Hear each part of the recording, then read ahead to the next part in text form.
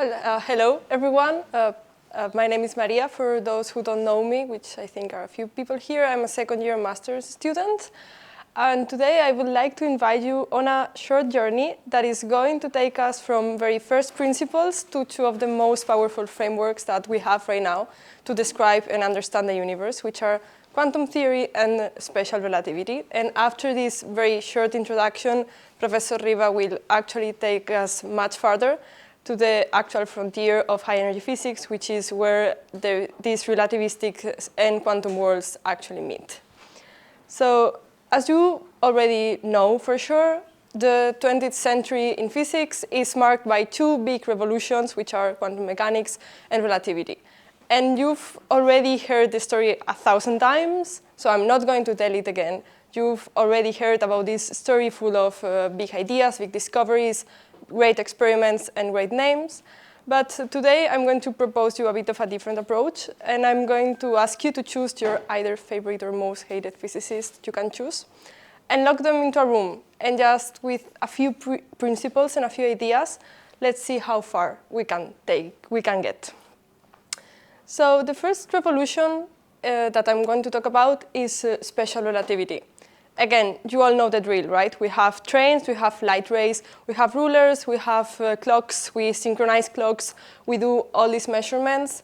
But we're going to forget about this for a moment. And again, we're going to take our physicist who is locked into a room, and she doesn't have all these measurements, all this information, and instead she just has one challenge, which is to try to understand what space and time more or less are and how they are connected somehow. So our physicist is going to start thinking, and she's going to say, okay, if I want to understand where and when things happen, I need a way of saying something happened here and then. So she can kind of draw this coordinate system and say, okay, now I have a notion of an event. I can say that something happened at a certain place at a certain time. And it seems more or less clear, obvious that we can assume that our space and time should have more or less the same properties everywhere. So physics should be the same here and there and now and in a few years, right? But we cannot get much farther from this. So our physicist will keep thinking, and she will say, okay, what if there is someone else? What if I have another physicist, another person who is doing some measurements and saying this is happening there and then? And she is maybe moving away from me. And so our physicist is going to realize that first there is some sort of reciprocity, because if I'm here and she's moving at a certain velocity, well, she will see me moving with the velocity minus v, and maybe this is something we can incorporate into our understanding, this sort of symmetry between the observers. But also we can just say, okay, I want to relate what I measure and what she measures. And because of this property that everything should be the same everywhere and at every time, the transformation property should be linear. This is like the only option that we have. Notice that the most general transformation between the coordinates actually incorporates some transformation also of the time coordinate. Because for now, our physicist who is alone into a room doesn't have any reason to think that either the time changes between the different reference frames or the time stays the same. So now the idea is to actually get our hands dirty, and I'm not going to go into the calculations. It's not really the goal, and it's actually easier if you try and do it yourselves. So the idea is that one of our physicists is going to say, okay, I have these coordinates for this event. And the other physicist is going to look at the same event, and she's going to assign other properties, other coordinates. And we have the transformation rule. But we also have some sort of inverse transformation rule, because the transformations are related by this change of velocity. So if you see here, it was with a plus, here it is with a minus. And if we do this, it's very, very simple to show that, for example, the position coordinate in both systems can be related by this expression here, with this gamma factor that I'm sure is going to start ringing a bell to all of you, because it really, this thing here really looks like a boost, like a Lorentz transformation, which is the transformation between reference fields, reference systems that we have in special relativity. But there is some key difference because there is some W constant that we don't really know what it is. It's just some constant that appears in our calculations. If we look at it with a little bit more of detail, we see that this is actually some sort of maximum velocity that we can observe from both of the systems. But we don't really know if it's finite or infinite. And that's a very important question, because if it's infinite, well, the transformation laws just become Galilean relativity, the transformation laws that we are used to in our everyday lives.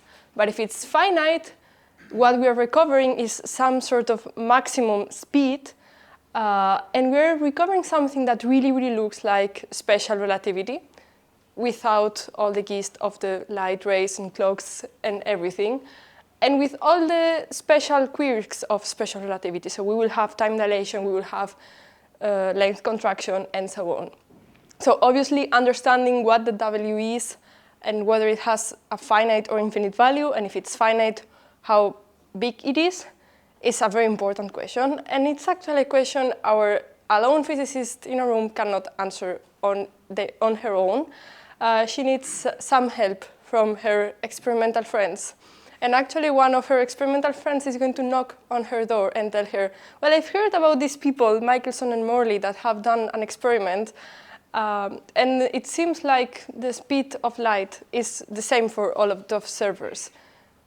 So we can associate the speed of light with this W constant. I went very fast through this, but the idea is basically that we just started from principles of symmetry between the reference frames and some sort of homogeneity in space and time, and we found something that gave us either special relativity or Galilean relativity with nothing in between, but it was the actual observations that really told us which of the options were realized and how. And now we can try and do something similar for quantum theory. And now it's going to be a bit weirder and a bit more complicated, but the idea is we're going to hide another physicist into a room. And now she doesn't want to understand the ideas of space and time. She's more interested in understanding how to make sense of experiments that don't always have the same outcome. So experiments that are probabilistic. A very easy idea would be just throwing a dice or throwing a coin. We have, for example, for a dice, six possible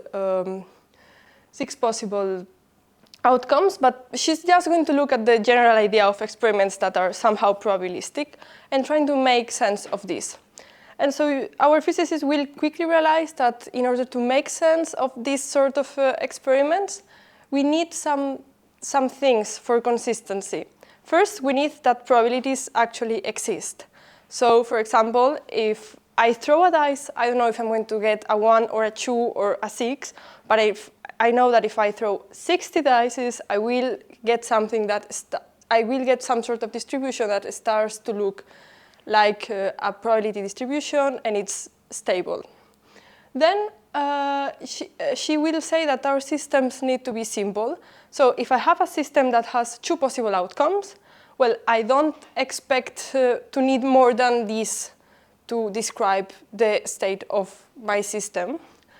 And then we have some sort of consistency things that if I have a big system and I just look at a certain part of it, this smaller part can be understood from the bigger picture, and the other way around. If I have two small systems and I put them together, this new big system is something that I can understand from my understanding of the two small systems separately.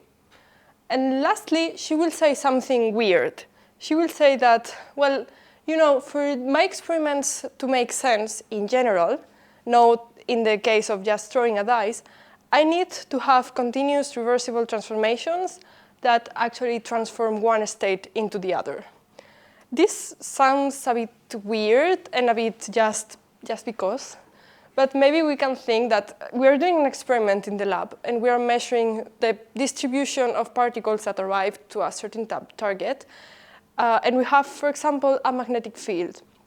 And if we slightly rotate the magnetic field, which is something that we can actually do continuously, we don't expect the results to change drastically, but again, to change a bit more continuously. We will see in 2 slides a clear example of what I mean.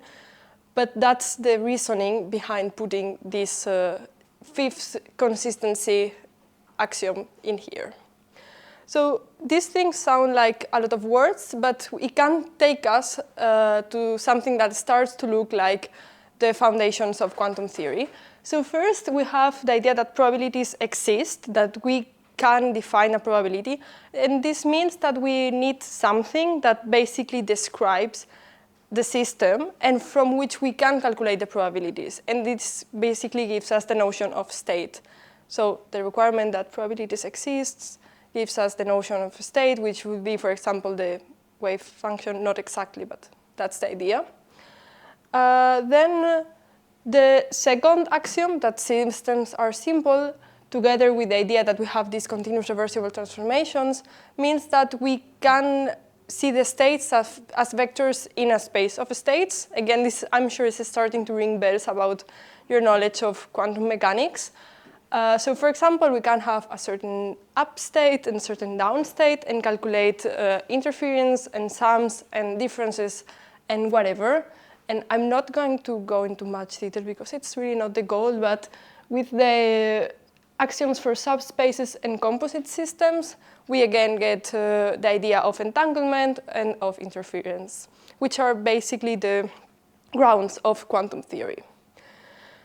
So we have seen that from these very simple axioms, we get something that looks like the starting point of quantum mechanics. But remember that I just said, but we have these continuous transformations that transform one state into the other continuously. And this seems like a conceptual jump, because it is actually the thing that separates quantum physics from a classical experiment in which if we are throwing a coin, we just have heads or tails and not something in between. But this is something that, again, our physicist who is alone into a room cannot really make sense of in her own, but we will be able to make some sort of sense of with the help of an experimentalist friend, who is going to just say, okay, I have light that is polarized into a certain direction, and a polarizer with a polarization axis that can be rotated. So if we just have the electromagnetic light, we understand from optics that the amplitude that we're going to recover after the polarizer, is going to depend on the cosine squared of the angle that both axes make. But what if I now, instead of just throwing some electromagnetic wave, I just throw photons, individual photons that are polarized? Well, now I either get the photon or I don't. But again, if I throw a number of photons, I will get a probability that goes like the cosine squared of the photon transversing the polarizer. So that's the idea, that my photon either passes the polarizer or does or doesn't. And if I slightly rotate it, it will still either pass the polarizer or not.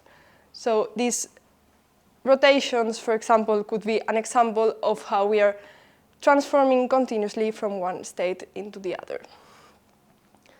So just to finish up, the idea is that we've started from very simple first principles, and we tried to somehow get to something that looked like special relativity or quantum mechanics.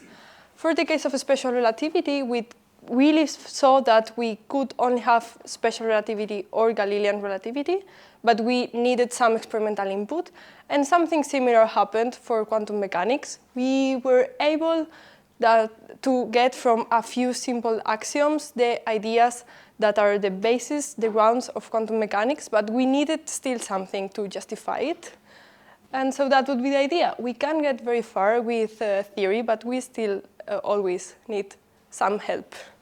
And that would be it. Thank you.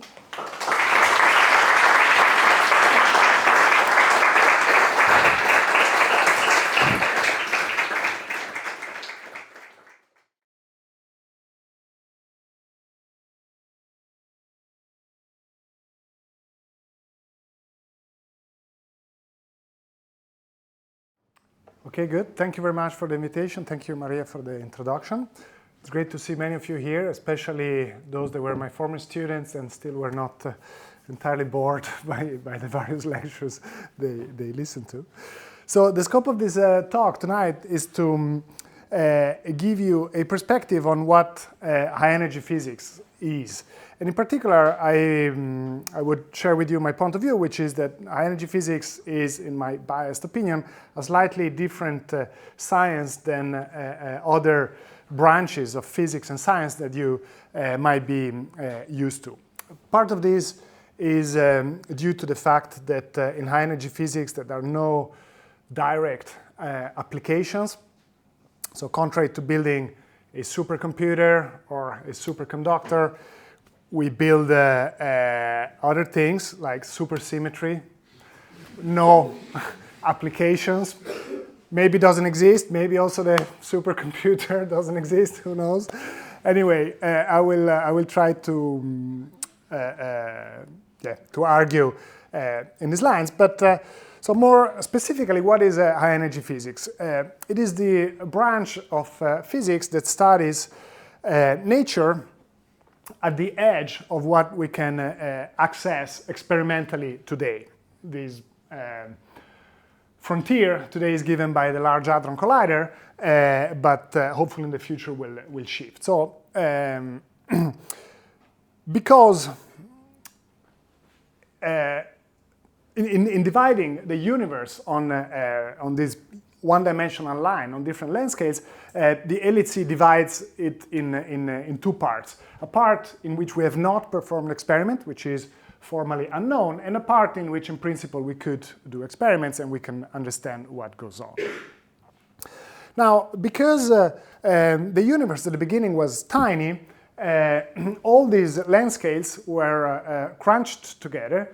And in this picture, you see something that you might have seen elsewhere, inflation, the phase in the early universe in which the universe expanded very fast and acted a little bit like a fan hit by shit, spreading it all over the place.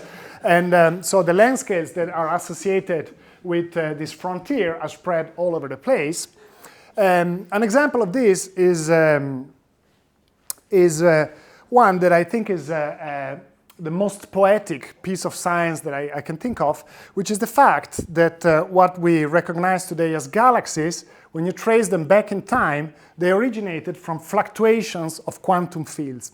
So the smallest things that we know nowadays in the universe gave rise to the largest ones, like galaxies and clusters of galaxies. So this is how this inflation acted on the universe at different length scales. But this also means that from an experimental point of view, high-energy physics is not only about colliders, it's not only about CERN, but it's also about satellites, gravitational wave experiments, and other experiments that test the universe at different scales. From a theoretical point of view, instead, high-energy physics, high-energy particle physics, is made of two parts. Particle physics, particles, small things, they are subject to the rules of quantum mechanics. And high energy, when you accelerate a particle to go very fast, eventually it will reach speeds which are close to the speed of light. So high energy is intrinsically related with the notion of special relativity. As Maria argued, these are the two pillars on which our understanding of high-energy particle physics is based today. Now, quantum mechanics and relativity, they marry together in this other framework, which we call quantum field theory. I will not say much about this, but it's a very nice course given here on Tuesday mornings for those of you interested. What I will argue in this talk is that basically quantum mechanics and relativity, they impose very strong conditions on possible ways in which nature can be described. So if you try to design the rules, to deduce the rules of nature, quantum mechanics and relativity allow you only certain ways in which you can do it. So you cannot just mix things together, formulas, invent things. There are very special restrictions. So for a theorist, High-energy physics is the branch of physics that is governed by quantum mechanics and special relativity. And for an experimentalist, it is the physics that is tested at colliders, but also in cosmology, gravitational waves, and many more experiments. And this provides us with a very nice example of the Galilean scientific method in which experiments and theorists talk to each other through continuous iteration to produce a model of particles, a model of nature.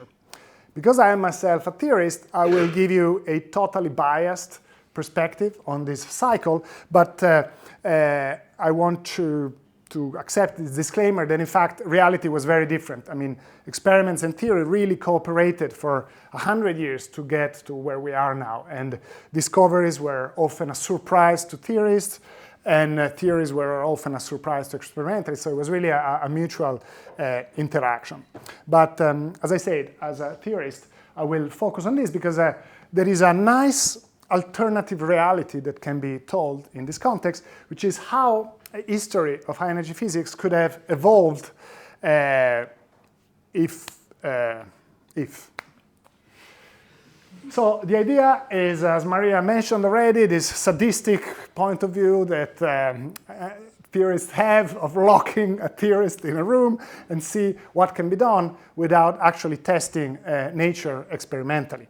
And the idea is that before locking this physicist in the room, we first provided with books on quantum mechanics and relativity as of slightly 1920s or whenever these theories were already in good shape. Better if they get a book already on quantum field theory, but otherwise they can easily deduce it from these two principles.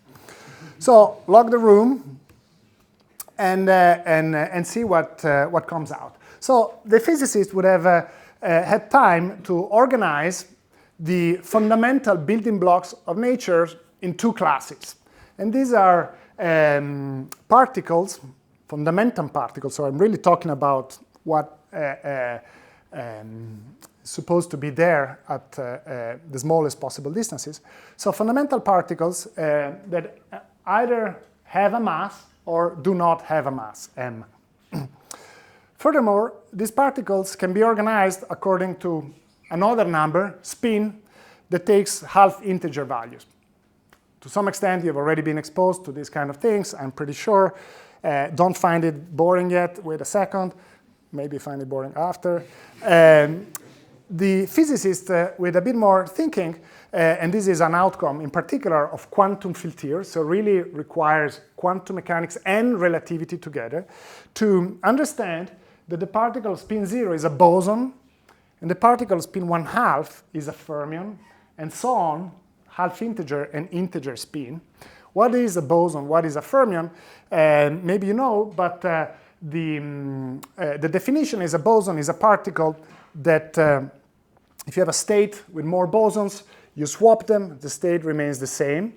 A fermion instead is a state that if you have two fermions and you swap them, you pick up a minus sign.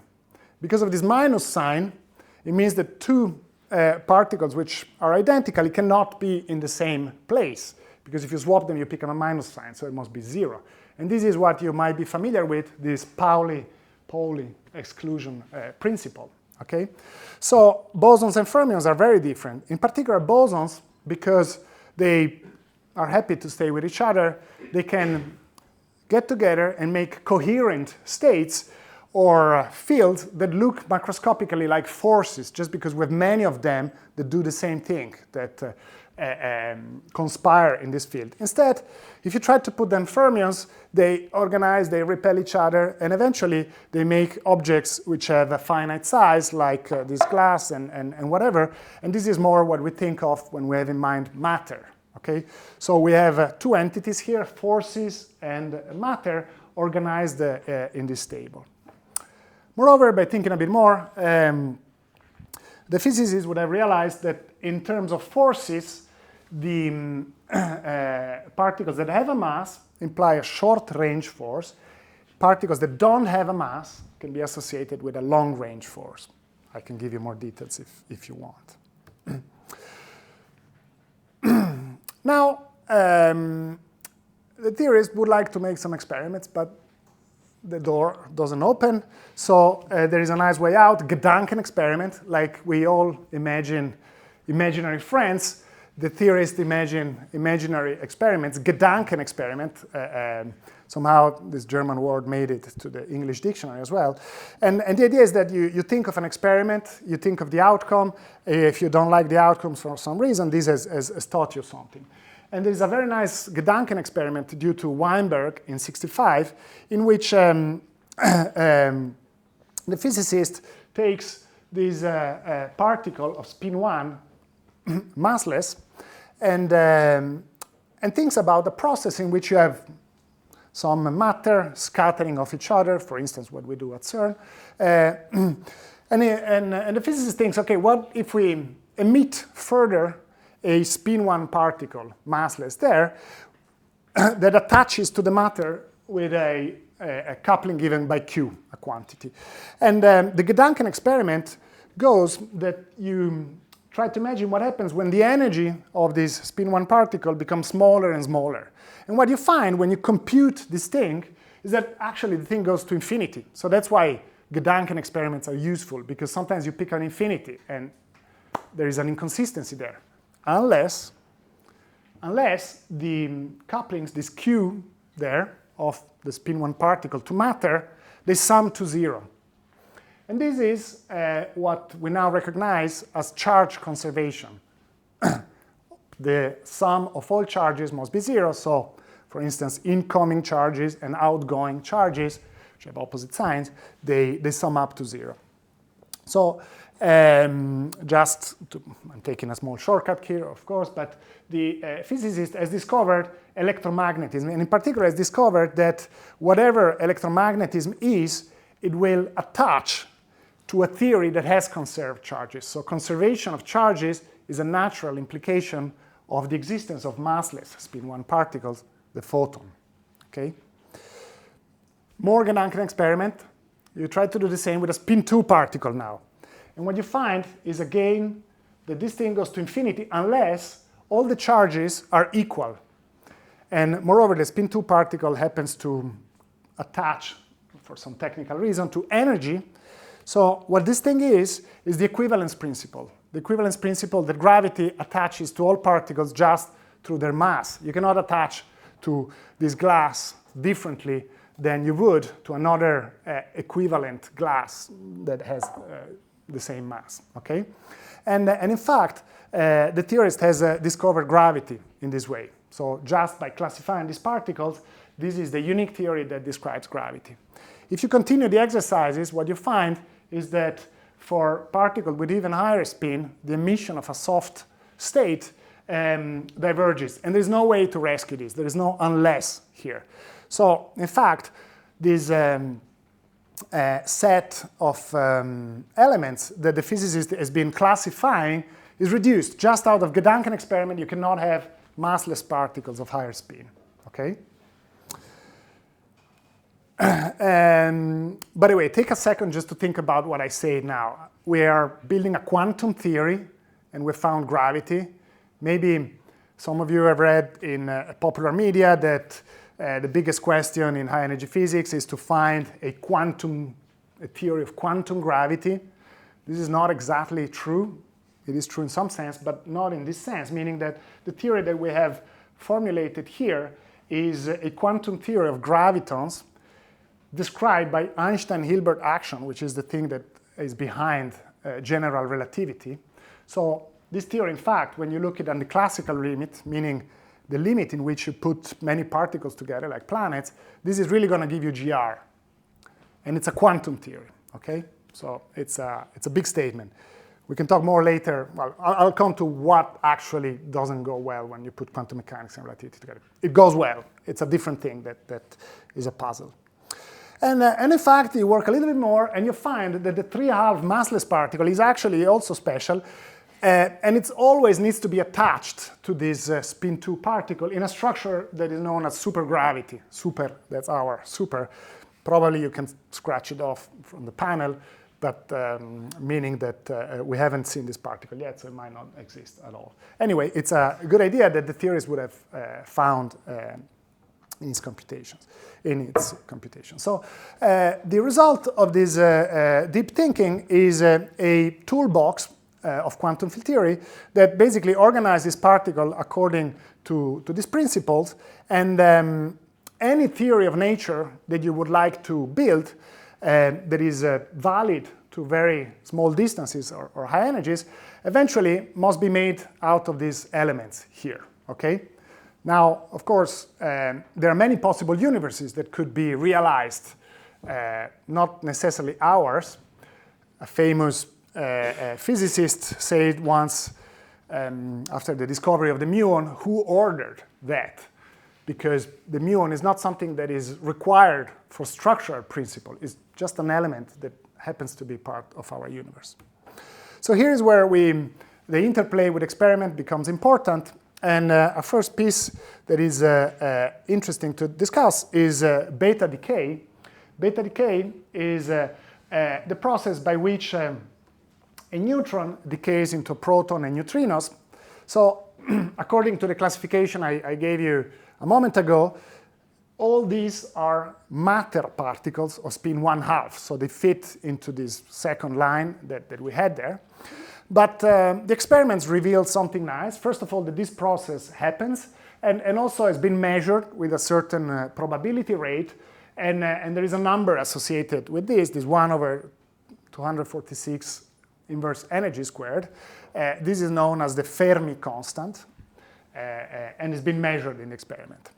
Now, the theorist thinks a little bit about it, and there is a beautiful connection between this process, beta decay, and this other process, scattering, in which you collide a neutron and a proton and you get two neutrinos out. Maybe some of you are already familiar with seeing these things drawn on the same piece of paper, but it's a highly non-trivial connection between these two processes. It's uniquely associated with the notion of relativity that allows you to take the proton, which has momentum going out, and substitute it with a proton that has momentum coming in. So in practice, we're swapping a plus momentum with a minus momentum. The reason we can do this, the reason these two processes are related, is due to the fact that relativity implies causality. Causality is the notion that you cannot have superluminal propagation, that for some reason, which is very beautiful, and I'm not explaining you in full detail, implies analyticity of the function in the complex K plane. So because of relativity, these objects live in a huge, beautiful, complex plane where plus K and minus K are connected by a path. So they're actually the same object. So there's a lot of thinking behind this, but eventually you can say that if you have this guy, you also have that guy. That guy doesn't have dimension. Still, there is a 1/GV squared that you have to compensate. So there must be an energy up there. It's the only other dimensionful entity we have here. So the guy, the person, makes a plot. This plot grows with energy. And in fact, it finds that the probability for this process to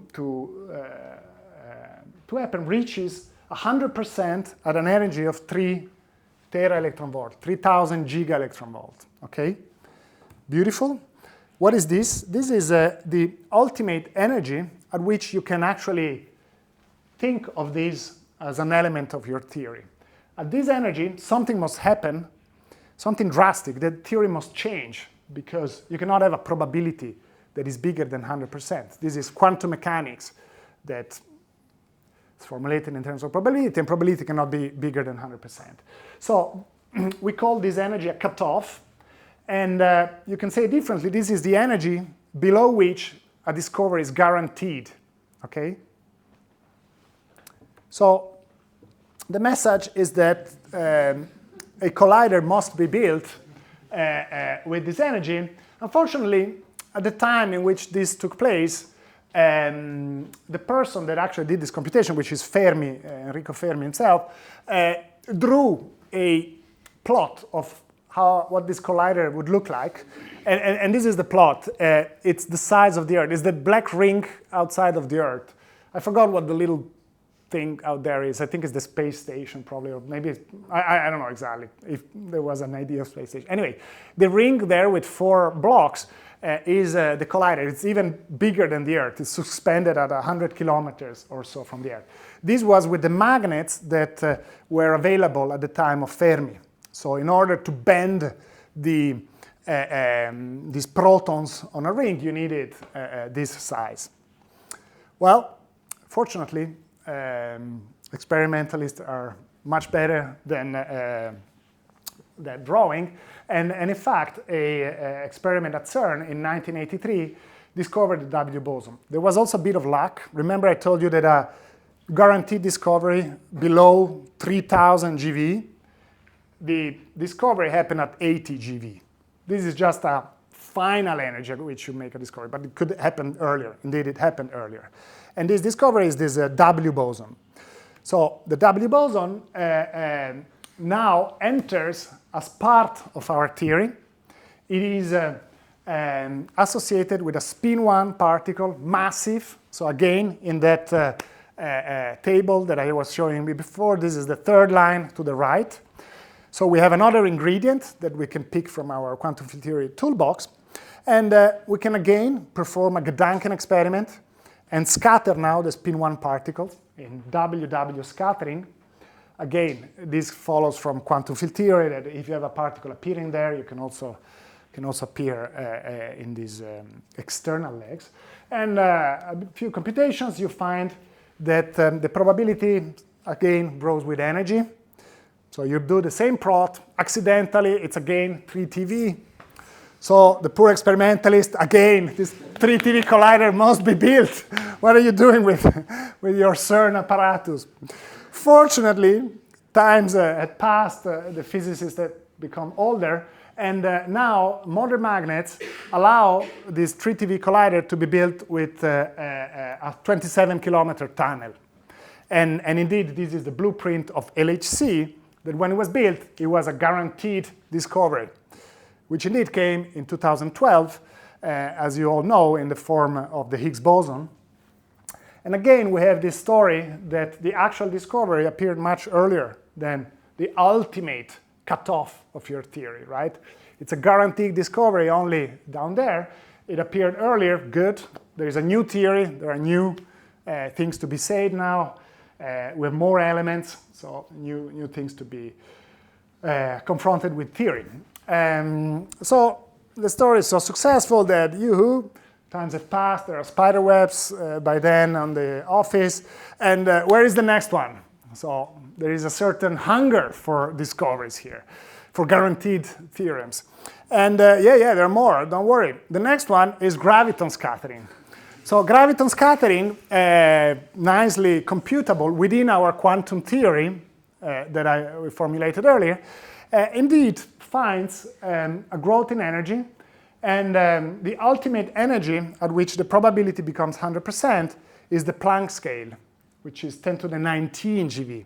So good, with present technology, you compute it, and in fact, it's galactic size. Not even the full galaxy, actually, it's just the galaxy thickness is enough with present magnets just to bend the thing. Then it's not enough because by one lap, there has been so much radiation from your beam, from Beamstrahlung, these things when they bend, they emit radiation, that by one lap, all the energy is gone. I think even by a millionth of a lap. Anyway, you need to pump in energy. Probably you need a black hole to source it. I know, it would be nice to go further into how this collider looks like. Good, so we are not getting there very soon. So, the story is very nice and very successful. Again, I repeat, it's not how it played out.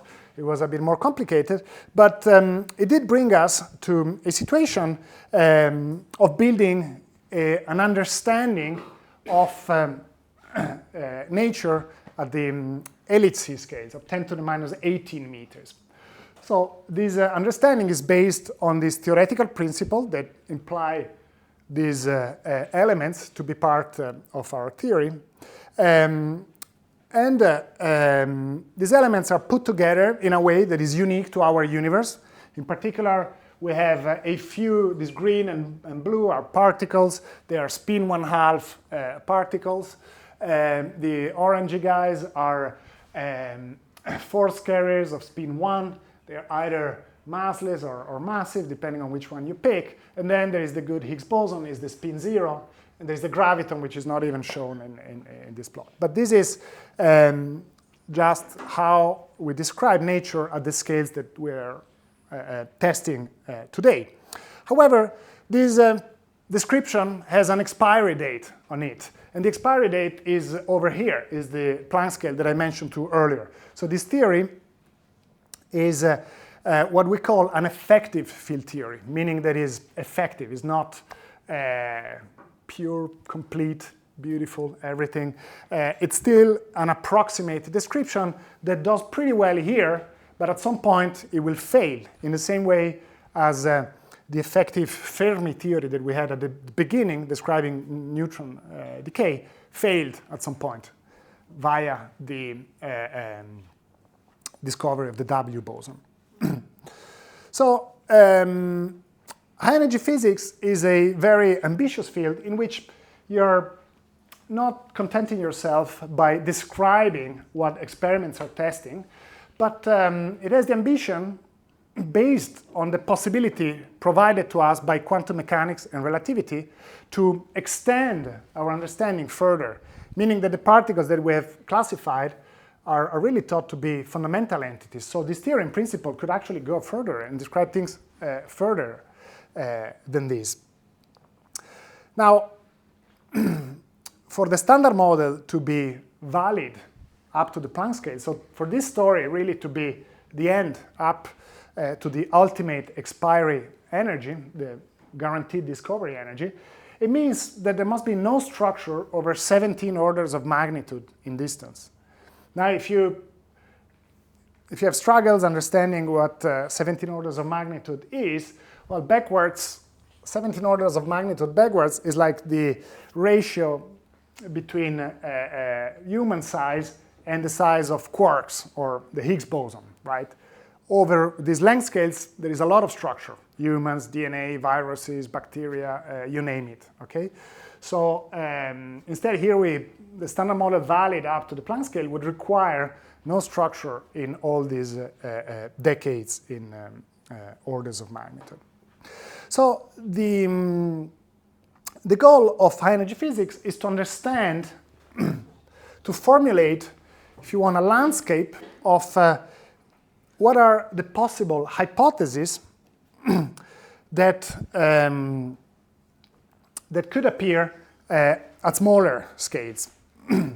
And as I said, the reason we can do this is related to this notion of quantum mechanics and relativity that allows theories to be valid over different decades in distance. So the scope is that these hypotheses will be able to be tested in future experiments. They're beautiful hypotheses which are consistent with theory and can be put to the comparison of present and future experiments with the idea that we can learn something much more deep than just describing things. These hypotheses, because they are extrapolable over many orders of magnitude in energy, they teach us something of what is the structure beyond what we see today. And let me give you an example of how this works out. This is a beautiful experiment done at CERN, in particular by the CMS collaboration, which organizes the couplings that certain particles in the standard model have to the Higgs boson. Similarly to this Q, the charge that we saw before in electromagnetism, this is the analog for the Higgs. And in particular, how the Higgs couples to muons, tau, bottom quarks, WZ bosons, and top. And they're plotted as a function of the mass of those particles. The standard model, in which the Higgs is a fundamental particle, as we described before, nicely predicts this trajectory, which passes through all the points. Instead, alternative hypotheses that were formulated slightly before the discovery of the Higgs boson have different prediction. One example is Technicolor, a name that doesn't say anything to you, but basically is the theory in which the Higgs boson is not a fundamental particle, but is a fully composite particle, right? This is a theory that was built as an alternative to the standard model before the Higgs discovery. So when we turned on CERN, the LHC, and discovered the Higgs boson, there were other people that were hoping that we would not discover the Higgs boson, and we would discover Technicolor. By the way, the guy who won the Nobel Prize was the same eventually, but he won it already, Weinberg. Anyway, so this is what I'm saying, that in high-energy physics, this formulation of hypotheses which are consistent with quantum field theory, it's very important also to appreciate the uniqueness of the standard model. However, there are other hypotheses, like the possibility that Higgs is composite, but it's a Goldstone boson. Goldstone boson are things like the pions of QCD, if you have heard of them. These are particles that are, for some reason that we understand very well, they are a bit lighter. They look a little bit more fundamental than honestly composite particles. And the prediction of this composite Goldstone boson is along this purple line. Now, these two theories at present are not discernible, because the experimental sensitivity given by the error bars in this blue dot still covers both of them. But they're very different in structure. For instance, the standard model, as we said, has no structure all the way to the Planck scale. Instead, the other hypothesis has a lot of structure. The compositeness of the Higgs implies that there are some components of the Higgs, right? So it's a bit more similar to what a proton is. And similarly to how we see a lot of particles in resonances, the stuff that we see associated with QCD, neutrons, but there are many names, the delta, this, whatever, I don't know them all, but there are many states there. This structure would also populate all length scales here. So these theories are very different. And nowadays we cannot discern, but the idea is that near future experiments like the putative future circular collider might be built, who knows, in the future, would be able to already tell which of these two theories is the correct one. And in particular, you see that by understanding which of these two theories you're picking, you're understanding much more about how nature is at smaller scales. There is either no structure or there is structure. So these well-structured hypotheses are very important for how we understand the nature more deeply than we're currently testing. So I have to say also about what we do here in Geneva and how we play a role in this story. And our role is more into, as theoreticians, to understand more about this well-structured hypothesis. So we go back to this picture, hoping that in the meantime experiments will also provide input on how to shape further these hypotheses. But so we have seen that in the standard model, a few elements of this list were picked, in particular the ones that I've surrounded here. But for instance, we have not seen the other guys, massive states with spin larger or equal than 2. And so could this be part of theories beyond the standard model? So maybe there are hypotheses that we can formulate that include these particles, and maybe finding them will teach us something about nature at even smaller distances. And in fact, something I haven't mentioned, but I will hopefully find a few minutes at the end. There is a little story going around, or a big story, depending how you see it, going around the massless particles of spin 0, and in particular the Higgs boson, which for galactic standards is almost massless. So we do the same thing that we were talking about before. We take a theorist, lock it, in a room and see what happens. This is Sara Recossa, is a former PhD student of mine that together with some other PhD students of mine are locked in rooms and hopefully will deliver useful information. It's a social experiment we are carrying here in Geneva, carrying out. The tool is similar to the one I've been talking about, which is about finding relations that relate low energy information with high energy thought experiments. So as we did before, we had theories, we extrapolated to high energies, found inconsistencies, had prediction. But here it's done in a slightly more elegant way. So let me tell you a little bit of how this goes. It's a bit more technical than what I said so far, but hopefully you can still follow. So relativity, again, implies through causality. As I said, causality is the notion that things cannot go faster than the speed of light.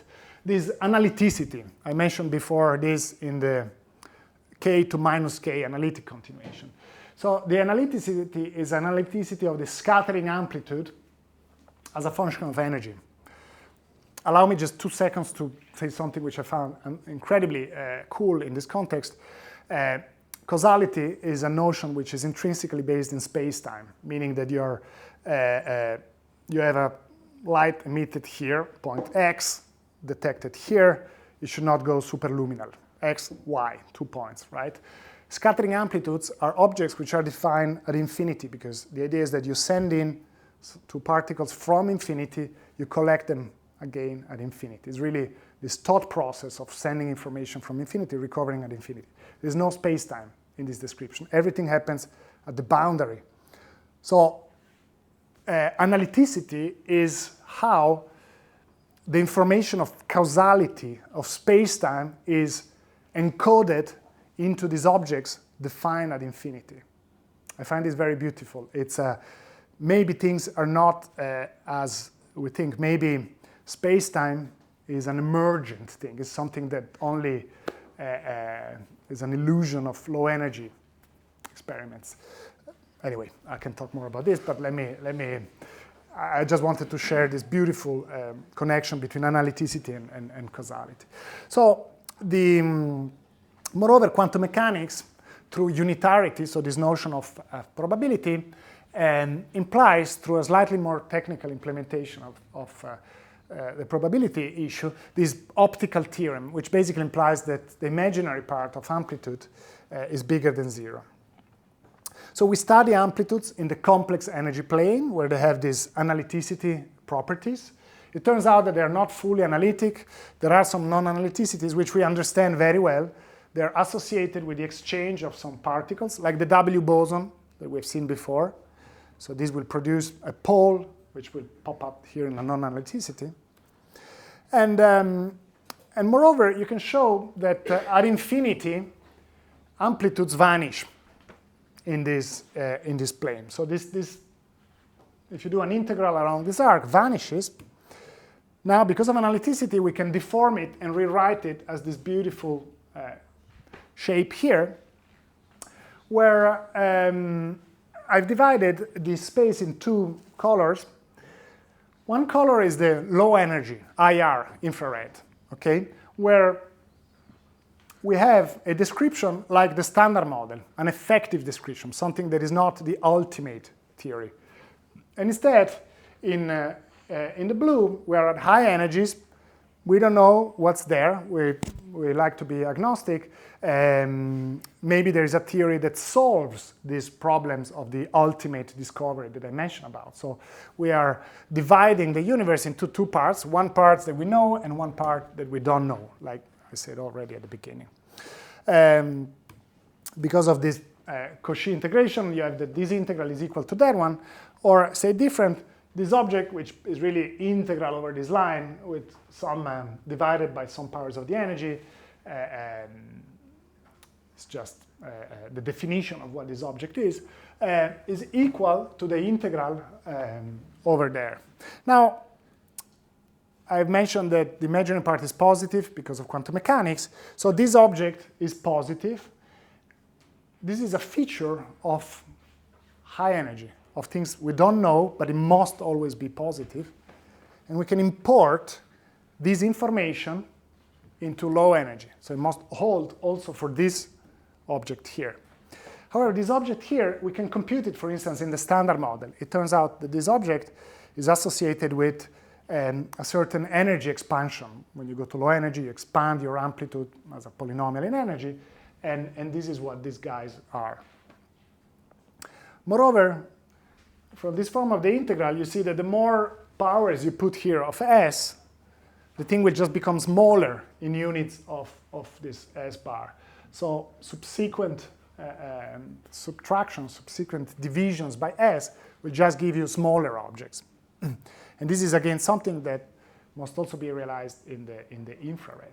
So we have here a set of conditions that every theory must satisfy. Hold on a second to see why this is relevant to further understand the spectrum of theories. So it is relevant because this tool will allow us not just the bounding of the amplitude when it gets probability to 100%, but it will allow us also to bound if the amplitude grows too much as a function of energy. So it's not just about the absolute value of the amplitude, which cannot surpass 100%, but also the rate in which it grows cannot be too large. So see this example here. We have the amplitude, which is associated with a probability when you take the square. And we're wondering whether it can grow fast like this red line. There are examples in nature in which the amplitude depends on energy, either decreases like in electron-positron scattering, is either constant like in Higgs scattering, or it grows with energy like s squared, or energy to the fourth, like in the scattering of pions. Can it grow faster? So we compute these ANs, these arc integrals, and we find, and we demand that they satisfy this condition. Now the arc integrals are really related to the expansion in powers of the energy, and what we find is that this expansion in powers of the energy must be strictly monotonically decreasing. That said, that this condition is satisfied only as long as this line is below the s square line. As soon as it grows faster, you violate either relativity or quantum mechanics in a non-trivial way. So the probability cutoff, the one that the probability reaches 100%, is here, but we find that an inconsistency already takes place here. It grows too fast. Okay? So this is a bound on the growth of probability, not just the probability itself. I think I should be finished soon, right? Is that correct? Or? Yeah. Okay. Okay, so why is this important to the question of understanding the spectrum, understanding the tools that can be used in high-energy physics? Well, it's important because if you try now to compute this amplitude for particles of higher spin, spin 2, 4, 2, 3, 4, whatever, with a mass different from 0, you find an inconsistency due to these rules. Let me say that, well, let me skip the first lines here. It's not relevant here. So we compute the amplitude for the scattering of a particle of spin 2 or spin 4. And when you compute it on paper, you find this expression. It grows with energy to the power of the spin, j. So a particle of spin 4 will go like s to the 8, or energy to the 16, and in units of the mass of that particle. Okay? So it grows very fast. It's exactly the kind of thing that our tool is capable of addressing. How far does it grow? Well, up to the ultimate discovery energy, in which your theory must be substituted with something else, this m cutoff. Here I've also included this thing of the size because you can also think if your particle is not fundamental, that the maximum energy at which you can collide two particles is given by their size. Energies which are bigger, like the particles are missing each other typically. So there is an ultimate energy also related to the size. When we put in the bounds that I showed you before, so this guy must be bigger than that guy in units of the energy cut off, what we find is that the mass of the higher spin particle must be bigger than the cutoff. You're taking a particle that is within your theory, but it must be heavier than the place where the theory breaks down. So there is an inconsistency here. Okay, there are some numbers here to be put. It's not exactly one, but the idea is this, that higher spin particles, they are either not fundamental particles or they're not alone in this story. Okay.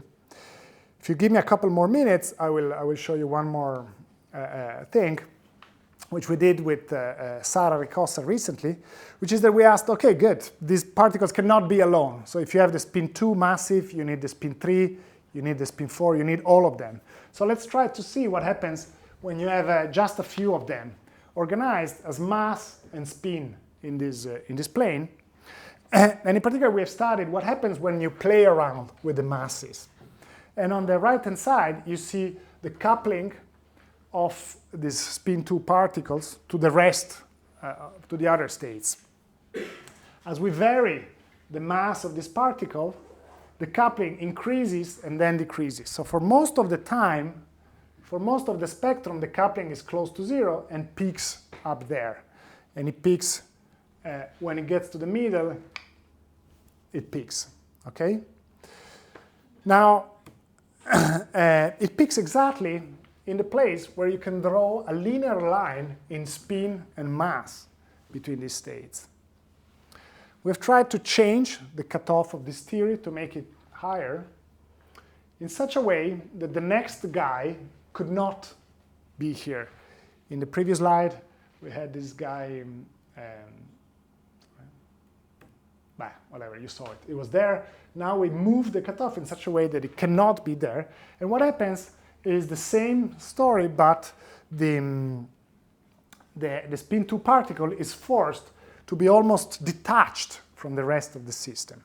So the conclusion of this is that once you start putting these higher spin particles together, they must group close to these linear trajectories.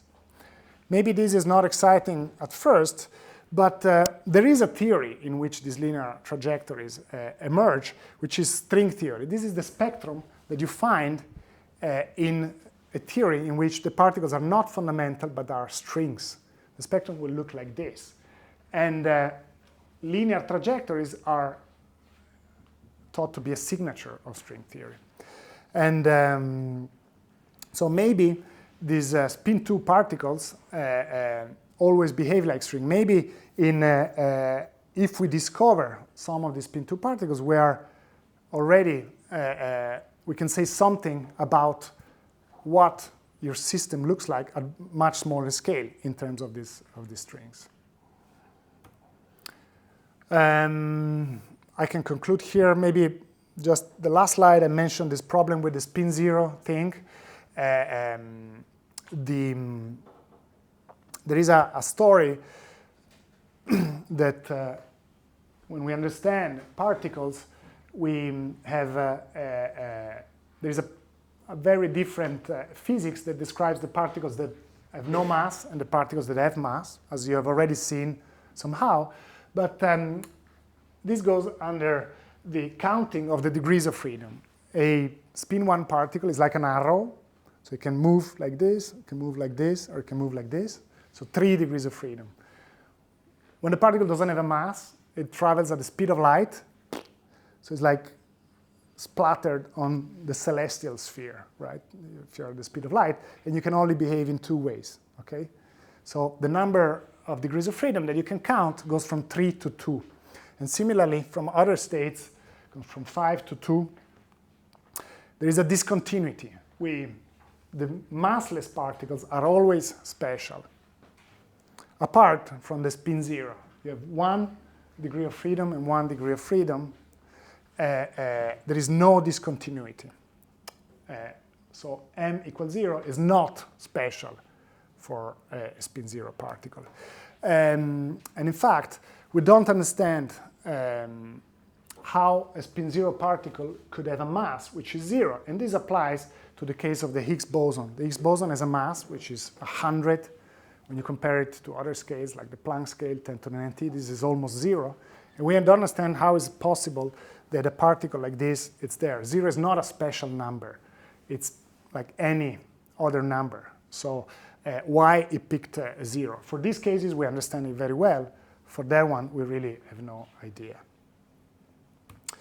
Good. So to conclude, I showed you how these constraints from relativity are important to shape the hypotheses that are being handled in high-energy physics. And in particular, these hypotheses, they give us a chance to really answer deeper questions that go way beyond in distance scales and in scope than the experiments that we are actually performing. We could understand about string theory or so on. And if you have to take home one slide, let it be this one. It's like a summary of how the quantum field theory toolbox looks like. It has many ingredients, but they are organized in a way we understand very well. If you want to build a universe, pick from this list, and you'll have an alternative universe than the standard model. Let me take the opportunity to advertise a project that on outreach for these concepts that I've been talking to you about. And in particular, there is a nice video that we made with some colleagues at EPFL on actually explaining this notion of the hierarchy problem. The arrows and things comes from there. But there are other videos devoted to other open questions in high-energy physics, the cosmological constant, etc. Maybe you have fun watching the videos. Thank you very much.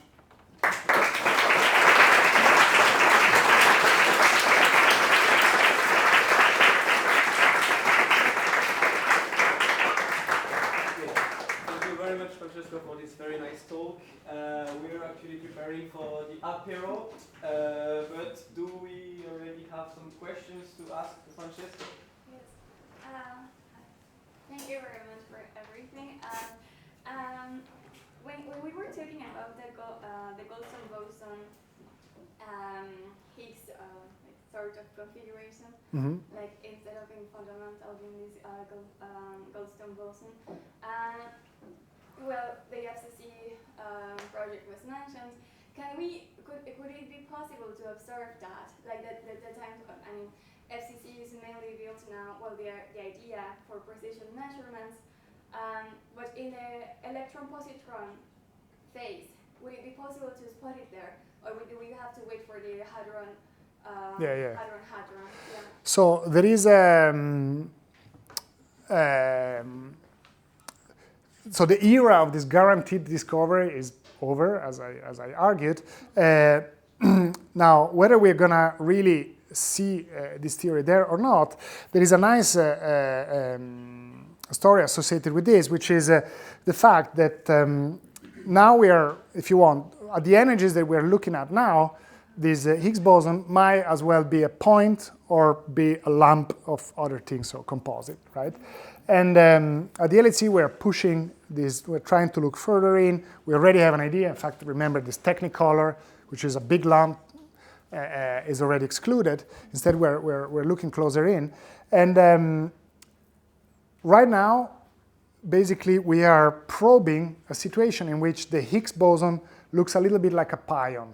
So we kind of understand already it could still be one of the composite particles that we know. In fact, this Goldstone boson. The FCC will go one step further and will be able to say whether this looks exactly like a pion or more like a point particle 10 times smaller. So it will look 10 times smaller. If it still looks like a point particle, then it cannot be like a pion anymore. So there is this story, like the threshold is really now at the scales we're probing with the LHC, that it still looks like a pion. At the FCC, you can no longer say that it looks like a pion, so the scales are now smaller. So in some sense, yeah, you can say that this, the FCC is really probing these hypotheses in detail, Okay. specifically. Okay. But with the high lumen, for example, nothing can be considered. Right, now you've seen there was not an equal sign in my whole presentation because these are, there are always order 1 numbers that enter in your equation. So and whether it's composite or not is also a complicated statement. There are different models of compositeness. In some models, maybe you would already see it at the high lumen LHC. In some other models, you would not. So it's not easy to make a global advertisable statement. Is more complicated. Okay. So yeah. But Okay. Do we have other questions? Yes, you mentioned the link between analyticity and space-time. Mhm. Can you elaborate on this? Great. Yeah. Let me. So right. What I wanted to say there is the fact that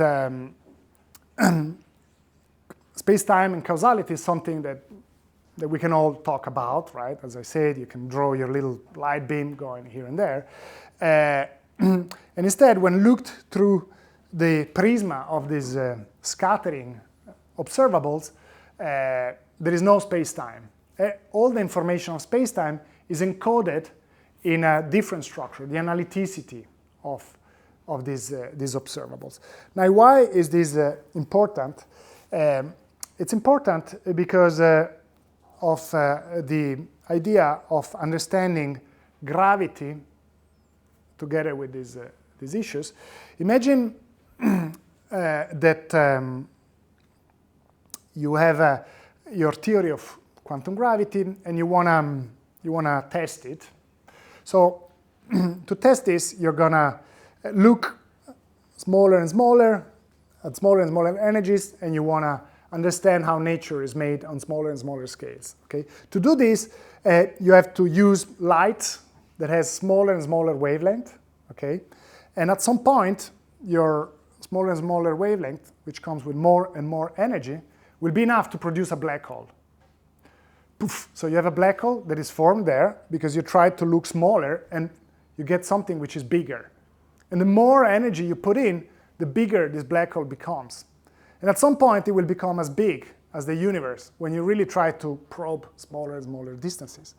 So what this story is telling us is that the ultimate theory that describes quantum gravity at infinitesimally small distances cannot be formulated in terms of space-time, because space-time is all being sucked up by this huge black hole. So the only thing that can be left in this theory is information like this one, defined at infinity through the scattering observables, which I find, people find very intriguing, because space-time, the notion that we're so attached to, maybe is not a fundamental thing. When you really go to this theory, which is describing things at super high energy, there is not even space-time. Everything there is formulated in terms of the kinematics, in terms of the information necessary to do the scattering. There is no space-time. Space-time is only an illusion of us that do physics at low energies. So yeah, I don't know if this clarified everything. But that's the beautiful aspect there of this analyticity structure. Thank you. I propose that we continue the discussion outside with the apéro. So thank you again very much for this. Thank you.